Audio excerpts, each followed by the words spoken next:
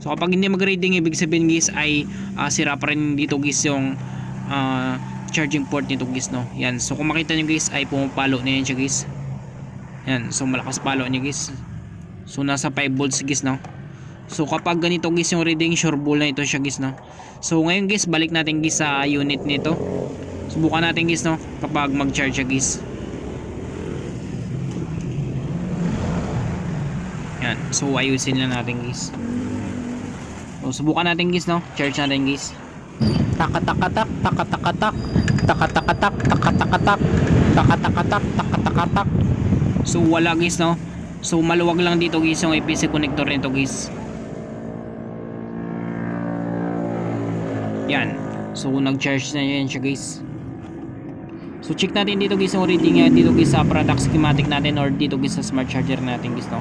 Yan, so problema lang dito guys ay nag-charging error siya guys, no. So ito pala guys ay water damage pala ito guys yung unit na ito guys, no. Kaya yung ginawa ko dito, nilinis ko lang siya ulit guys. Yan. So linisin lang natin yan siya guys. Subukan natin guys kung matanggal guys yung charging error nito guys, no. Yan.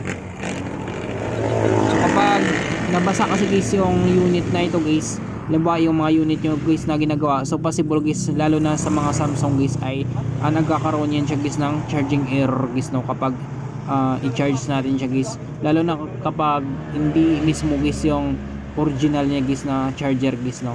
Yan, so dito guys ay sinubukan natin kahit hindi original charger guys, no. Subukan natin guys i-charge ito guys, no, kapag mawala guys yung charging error nito guys. Yan, so pulido naman guys yung pagkagawa natin guys, no.